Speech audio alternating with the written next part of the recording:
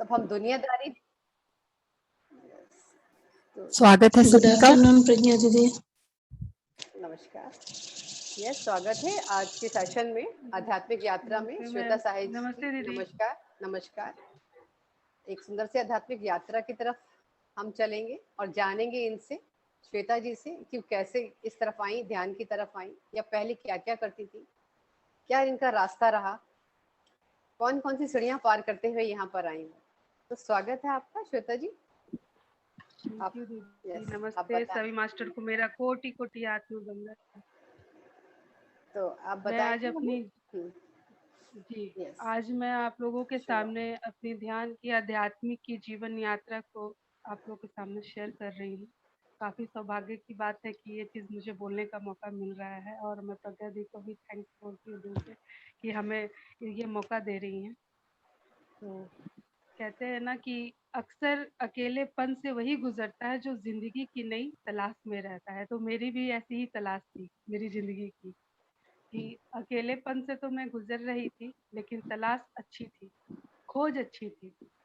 तो मैं मेरा जन्म हुआ, उसके बाद मेरा जन्म जिस घर में हुआ वहाँ भी मेरे मम्मी पापा काफी धार्मिक थे, माता की पूजा करते थे। तो उन्होंने मुझे सिखाया कैसे पूजा पाठ होती है, फिर बताया।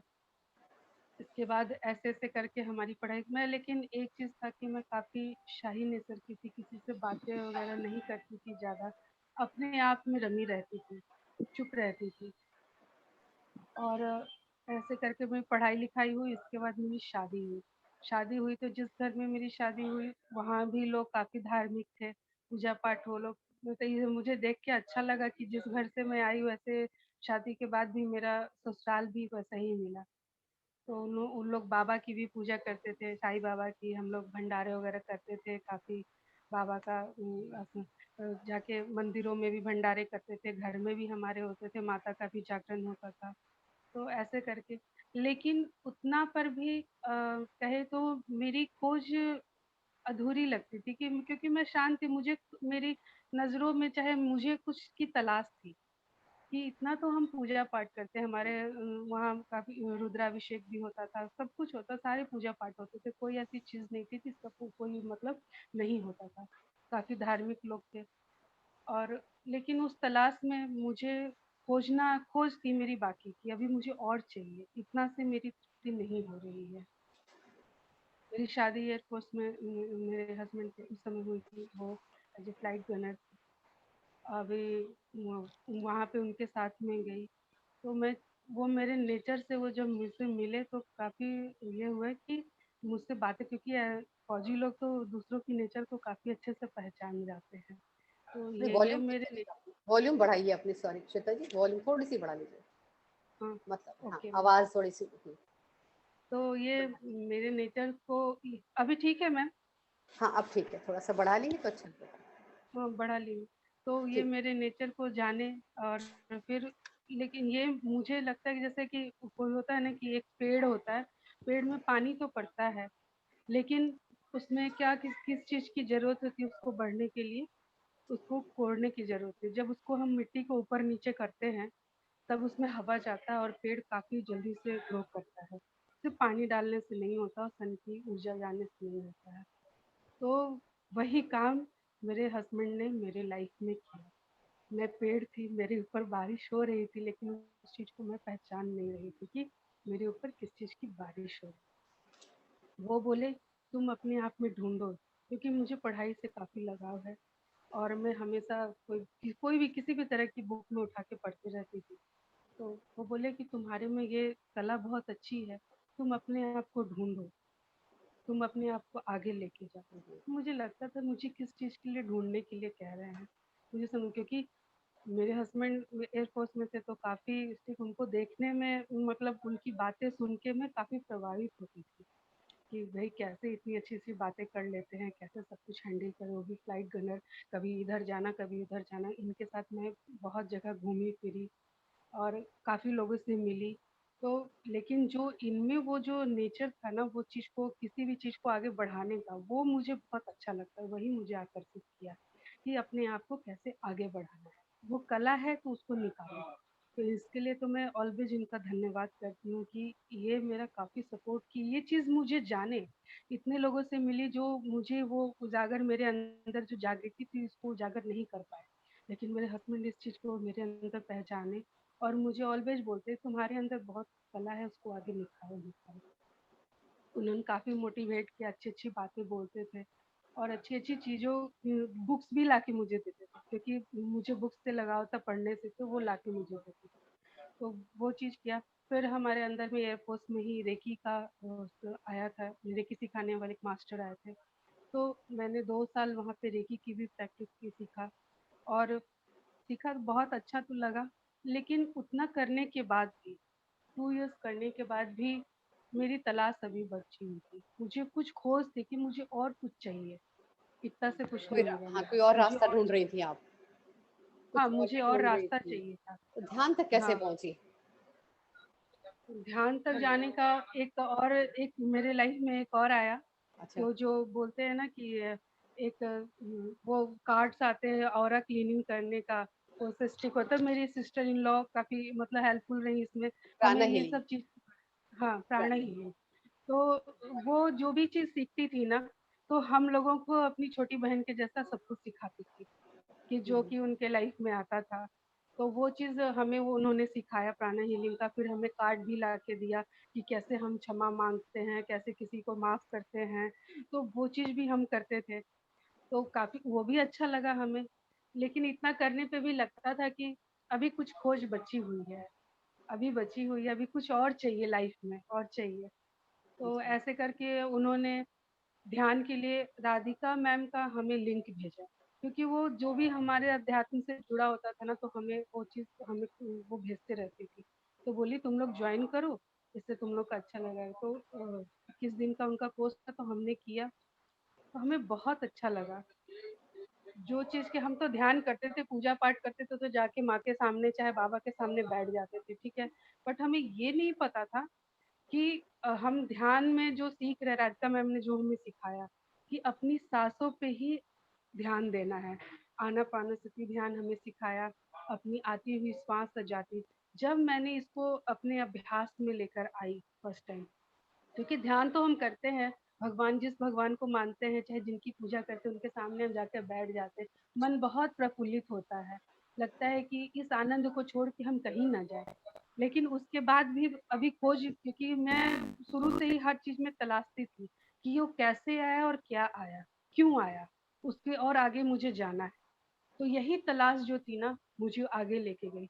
जब मैं वो मेडिटेशन करवाती, तो जब बोलती कि सांसों को अंदर करो बाहर करो, तो जब मैं ये करी ना, तो मुझे इतना अच्छा फील हुआ, मुझे अच्छा लगने लगा। मैं अकेले में भी इसको प्रैक्टिस करने लगी, विदाउट म्यूजिक के। मैं कोई म्यूजिक वगैरह नहीं लगाती हूँ, और कोई भी शुरू से ही वो कि कभी ऐसे अपना बैठ गए स्थिर होके, जब भी काम वाम खत्म हुआ स्थिर होके बैठ गए, अपनी श्वासों पे ध्यान दिया।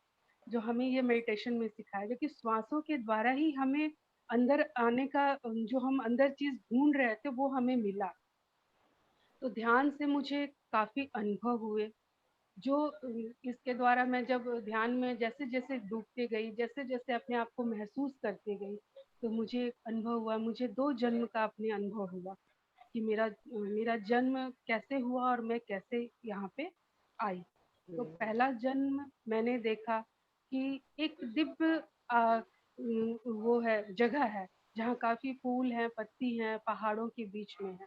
और मेरा शरीर तो इंसान वाला है, लेकिन जो मेरा चेहरा है वो शेरनी का है। मेरे हस्बैंड अच्छा, का भी है, वहाँ भी जो भी लोग हैं वो भी सब शेर के ही रूप में हैं, और सारे दिव्य वस्त्र पहने हुए हैं। काफ़ी सुंदर झरना उरना, काफ़ी ठंड, अच्छी जगह है।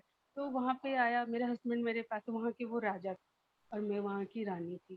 तो वो हुँ, हुँ, आके बोल रहे हैं कि आदेश आया है कि अब तुम्हें यहाँ से जाना है। मैं बोली मैं आपको छोड़ के कहाँ जाऊँगी? मुझे नहीं जाना है यहाँ से। तो बोले कि आदेश जब आ गया है ऊपर से, तो तुम्हें यहाँ से जाना। मतलब तो पहले वो बोले आपने मैं तुम यानी कि जो देखा आपने पहले आपको शेर के जन्म में है।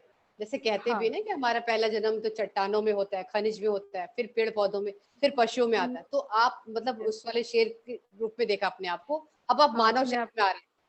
मानव शरीर हाँ, में जाने के तो लिए बोला गया अब आपको। अगला। बोला गया कि अब मुझे बोला गया कि अब तुम्हें जाना, तो वहाँ से मेरे हस्बैंड बोले मुझे तुमको छोड़ के चलो मैं आता हूँ। तो वो मेरे साथ आए और मुझे नीचे पहाड़ों से लेकर आए। वो कौन-सा वो जगह था पता नहीं है, वो मैं वैसे देख रही थी कि मुझे सिर्फ़ उतार के लेके आए। और जब मैं जहाँ पे गई दूसरा जन्म में देखी, मैं मुझे खोज था कि आखिर जब मैं उतरी वहाँ से पहाड़ से मेरे हस्बैंड के साथ, आखिर मैं कहाँ गई? उसके लिए अच्छा। फिर मैंने ध्यान में बोला, कि ध्यान में मैंने बैठा मैं अपना क्वेश्चन डाली कि आखिर उसके बाद मेरा क्या हुआ? मैं कैसे ये मनुष्य का जो जीवन मुझे मिला, मैं कैसे आई यहाँ पे? मुझे कैसे ये जीवन मिला है? तो क्योंकि मेरी खोज थी, वो खोज को मुझे जानना था। मैंने फिर 2 दिन ध्यान पूरे से किया, तब मुझे ध्यान में आया कि मेरा जन्म जो हुआ है एक लेडीज़ के रूप में हुआ था, और दूसरा जो जन्म हुआ था, वो पूरी साध्वी थी, और वो पहाड़ों के बीच में, जहाँ पूरे बर्फ है, पूरे लंबे-लंबे चट्टान है, पेड़-पौधे थे, वहाँ पे बैठ के मैं वहाँ ध्यान साधना में जैसे आनापानसती ध्यान करते हैं, वही ध्यान की अवस्था में मैं बैठी हुई हूँ और ध्यान कर रही हूँ। मेरे पास कोई नहीं है। मैं बहुत काफ़ी वर्षों तक वहाँ पे ध्यान की। अब मेरी तलाश कि अगर मैं वहाँ पे ध्यानी थी, तो फिर मैं इधर कैसे आई? यही हम्म, तलाश थी मेरी कि अभी मुझे जानना है कि आखिर मैं वहाँ से ऐसे यहाँ पे कैसे आई? फिर मैं वापस ध्यान में। का तो हाँ, वापस मैं इस जीवन में कैसे आई? तो मैं कंटिन्यू 3 से 4 घंटे जब भी मुझे समय मिलता तो मैं ध्यान में के लिए बैठ जाती। क्योंकि मुझे अपने कामों से जब भी लगता है कि अब मुझे बैठना, क्योंकि बहुत आनंद आता था और मेरा मन भी बहुत शांत रहता था। तो उसके लिए मैंने फिर से ध्यान किया। तो ध्यान में ही मुझे पता चला कि मुझे इस धरती पे ध्यान का प्रचार-प्रसार करने के लिए आना है, जन्म लिया मैं। मैं जिस घर में आई, वो भी मुझे पूजा पाठ वाला घर मिला, ससुराल भी इसलिए मिला, और मेरे हस्बैंड जो है, वो मेरे सोलमेट थे पिछले जन्म के। इसलिए वो मुझे हमेशा आगे बढ़ाने के लिए मुझे बोलते रहते थे कि तुम आगे बढ़ो, तुम्हारे अंदर जो प्रेरित चीज़ है करते रहे वो आगे आपको। ले। हाँ, प्रेरित मुझे करें। हमेशा वो प्रेरित करते रहे कि तुम अपनी अंदर की खोज को खोजो। तो जैसे-जैसे मैं क वो उस चीज़ को अपने अंदर जानने लगी आनापानसती ध्यान के द्वारा, तो वो खोज मेरी और बढ़ती गई, बढ़ती गई। तो कि इस धरती पे तो मैंने जन्म ले लिया, मैंने अब इस माँ-पिता के घर में मैं आई, और ये भी घर जो मुझे मिला इतना धार्मिक मिला।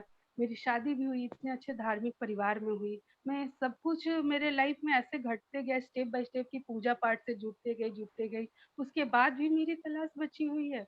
मैंने अपने अंदर ये क्वेश्चन डाला कि आखिर फिर भी मेरी तलाश अभी क्यों बची हुई है, कि मैं और मुझे क्या चाहिए? तो फिर मैंने ध्यान किया, ध्यान में फिर बोली कि आखिर मुझे और क्या करना है यहाँ पे? तो उसमें ही आया, सिर्फ ध्यान लिख कर आया था, मैं ध्यान की मुद्रा, आपको सेवा करना है। आप अपने ध्यान के द्वारा जितनी सेवा होते, जितने लोगों को सिखा सको, बता सको, तो वो चीज़ सेवा का भाव मुझे है कि अपने जब तक मैं इस धरती पे हूँ, वो सेवा में देते रहूँ। ध्यान का सिखाते रहूँ, पढ़ाते रहूँ। तो ऐसे वो एम मुझे पता अपना चला। एक ऐसे एम एम पता पता चल चल गया गया मुझे। आपको, उद्देश्य है जी, कि और मुझे भी सिखाना मुझे है ये ध्यान। रास्ता मिल गया मुझे कि मुझे वेरी क्या गुड। करना है मेरे जीवन का। क्या एक बोलते हैं ना कि मैं तो बच्चों को पहले पढ़ाती भी थी। तो पढ़ाने के बाद बोले कि नौकरी तो करती थी, पढ़ाती भी थी, बट उसमें भी कुछ नहीं है, उसमें भी मैं संतुष्ट नहीं हो पाई। लेकिन जो अंदर की जागृति थी, वो बची हुई थी, उस जागृति को लाना था बाहर। तो वो वेरी। मेरे हस्बैंड ने इस चीज़ को बहुत हेल्प किया। पहले था कि मैं लोगों की बातें सुनती थी, तो उन्हीं की बातों में डूब जाती थी। कोई दुःख भरी बातें कर देता, तो मैं भी उनके साथ दुखी हो जाती। कोई अच्छी बातें करता, तो मैं उनमें भी खुश हो जाती। मतलब ये चीज़ था मेरे में। लेकिन जब से मैंने ये आनापानसती ध्यान किया, तो इस चीज़ के लिए मेरे लाइफ में परिवर्तन आया। ये परिवर्तन आया कि मैं अब लोगों की बातों पे ना दुखी होती हूँ, ना जो सुखी होती हूँ। बल्कि मैं इस चीज़ को उनके लिए बोलती हूँ कि आप भी अपने लाइफ में मेडिटेशन को अपनाओ, और ये सुख-दुःख के जीवन से पार होके भी कुछ जीवन है। इसको अपने को आगे लेके जाओ। हाँ, क्योंकि इसके भी हम आगे कुछ। उसके भी आगे कुछ है, आपको उसको जानना है। तो दुःख तो क्षणिक है और सुख भी क्षणिक है, लेकिन हमें इससे भी आगे निकलना है। तो अब मेरे से जो भी लोग होते हैं, मैं सिखाती भी हूँ सबको मेडिटेशन, मोबाइल के से। फिर मैं अपने घर भी जाती हूँ, तो वहाँ भी मैं जैसे जिस हिसाब से मैं रहती हूँ, 3 दिन का सेमिनार किया या फिर 4 दिन का जो भी हुआ, मैं अपने उस हिसाब से करती हूँ। अपना जितना सेवा हो सकता है, उस हिसाब से मैं अपने करती हूँ, सेवा तो देती अब हूँ। आप खुश हैं? आपको कैसा, अब कैसा फील हो रहा है? मैं बहुत खुश हूँ, मुझे बहुत अच्छा लगता है, लेकिन अभी भी ऐसा है कि मुझे और भी कुछ खोज है। ये खोज है क्या कि मुझे स्पिरिचुअलिटी से पूरा जुड़ना है, क्योंकि हम अभी कुछ ऊँचे स्तर तक नहीं पहुँच पाए हैं। मुझे ऐसा फ़ील होता है कि मैं जिस स्तर तक मुझे जाना है, अभी उसमें नहीं पहुँच पाई हूँ मैं, इसीलिए मुझे अभी संतुष्टि नहीं, मेरी तलाश अभी बची है। मेरी खोज अभी बची है कि मुझे और जाना, इसलिए मैं जितना ये ध्यान से जुड़ी हुई किताबें होती हैं, उसे पढ़ती हूँ और उसको अपने जीवन में उतारने का कोशिश करती हूँ, और इससे काफ़ी ये है कि ध्यान से मेरा अपना तो परिवर्तन हो रहा ही है, मुझे सोचने समझने की और क्षमता मेरे में बढ़ते जा, खोज जो है और बढ़ते जा रहा है मेरे अंदर। और मेरे भी बच्चे जो है वो भी ध्यानी है, और उनका भी पढ़ाई लिखाई से बहुत ज्यादा ये है, तो बोलते हैं ना कि जब एक आदमी ध्यानी घर में होता है तो उससे उसका प्रभाव पूरे घर पे पड़ता है। तो मेरे बच्चों पे इस चीज का भी प्रभाव बहुत अच्छा पड़ रहा है, और वो अपनी काम को, अपनी पढ़ाई लिखाई को बहुत अच्छे से सुचारू रूप से कर रहे हैं। कोई बहुत भी बढ़िया। परेशानी मेरे जीवन में होती है, बस मैं ध्यान में बैठ जाती हूँ और उसको बोलती हूँ कि मेरे साथ ये, बस लगता है कि जैसे कि मेरे अंदर वो हीलिंग हो रही है। क्योंकि जब मैं जुड़ती हूँ ना तो तुरंत क्षणिक, मैं अभी बता रही हूँ कल की घटना, मेरे को अभी यहाँ काफ़ी बारिश हो रही है तो उसकी वजह से मुझे रात में फ़ीवर हुआ। सुबह लगा कि मैं उठ नहीं पाऊँगी, क्योंकि रात में ठंड देख के फ़ीवर हो गया। मुझे कि आज मैंने सुबह मॉर्निंग में उठ के स्नान वगैरह करके मेडिटेशन किया। मैं बोली कि आखिर मुझे आज का ये फ़ीवर कैसे हुआ? मुझे ये ठीक होना है, क्योंकि मेरा ऐसे हम नहीं चल सकते हैं। लगा कि कोई दिव्य आत्मा, ऊपर से कोई ऐसी रोशनी आ रही है मेरे अंदर, और बोली तुम तो बिल्कुल ठीक हो, तुम्हें हुआ क्या है? तो मैं सही में जैसे मेडिटेशन करके उठी, आधे घंटे तक बैठी थी और उसके बाद मैं बिल्कुल फिट हो गई, जाके खाना-वाना बनाया, अपना सबको खिलाई-पिलाई, बिल्कुल। मेरे हस्बैंड बोले कि अभी तो तुम, लग रहा था कि मॉर्निंग से तुम तबीयत खराब थी, अभी तो तुम बिल्कुल फिट लग रही हो। हमने ये सब मेडिटेशन का कमाल है, यस, और जो वेरी चीज़ की खोज है, तो वो तो पूरी, खोज जारी रहेगी ही मेरी, क्योंकि अभी मुझे बिल्कुल। और आगे बढ़ना है। जाना ही जाना है आगे, तो बिल्कुल आप जहाँ बिल्कुल। जाना और इस, चाहते हो, जो देश है आपका, वो आप पाएंगे ही पाएंगे। बस सबकी ब्लेसिंग्स है मेरे साथ, तो ये मैं ज़रूर इसको हासिल करूँगी। और बोलते हैं ना कि चल ज़िंदगी नई शुरुआत करते हैं, जो उम्मीद दूसरों से की थी वो अब खुद से करते हैं। दूसरों से उम्मीद जो मैंने की थी, अब मैं अपने आप से उम्मीद करती हूँ कि दूसरे से क्या, मेरे हस्बैंड ने मुझे रास्ता दिखा दिया, अब वो जो मेरे अंदर जागृति आई है उसको मैं और आगे बढ़ा रही हूँ। तो वो खुद भी ध्यान जागेंगे, जो मुझे हाँ, मिला, यस, औरों को भी बस जगाना है, यानी अब आप खुश रहते वो हो। बिल्कुल खुश रहती है हर स्थिति में, चाहे मेरी लाइफ में दुख हो या सुख हो, मैं समभाव में रहती हूँ और उसको सोचती हूँ कि आखिर ये आया तो ये मुझे कुछ सिखाने के लिए आया है। अगर दिक्कत भी आती है ना तो मैं उसमें घबराती नहीं हूँ, नहीं यस, परेशान होती हूँ, जिससे कि मेरे लाइफ में आया है तो कुछ सिखाने के लिए मुझे आया बिल्कुल, है। तो ये बिल्कुल, चेंज मेरे लाइफ में मतलब मेडिटेशन करने के बाद ये आया। तो बहुत बढ़िया। मेरी यात्रा मतलब अभी चल ही रही है, और मुझे बहुत अच्छा लग रहा है आप लोगों के बीच ये चीज़ शेयर करके। सब लोगों का सुनने के लिए कोटि-कोटि आभार, धन्यवाद, thank you, thank you. Thank very you nice, Shweta ji. बहुत अच्छा श्वेता ईश्वर जी। करे आपकी थैंक खोज यू। ऐसे चलिए, जारी रहे, और जो चाहते हैं उन्हें पाएं आप, और ऐसे खुश रहे, बहुत पीसफुल रहे। Thank you Shweta ji, thank you, thank thank you, thank you. नमस्ते प्रज्ञा जी, सबको नमस्ते। यू, नमस्कार। थैंक यू जी, बहुत अच्छा बोला। थैंक यू श्वेता जी। सबको नमस्ते। थैंक यू श्वेता जी। एक मिनट रिकॉर्डिंग ऑफ कर दें।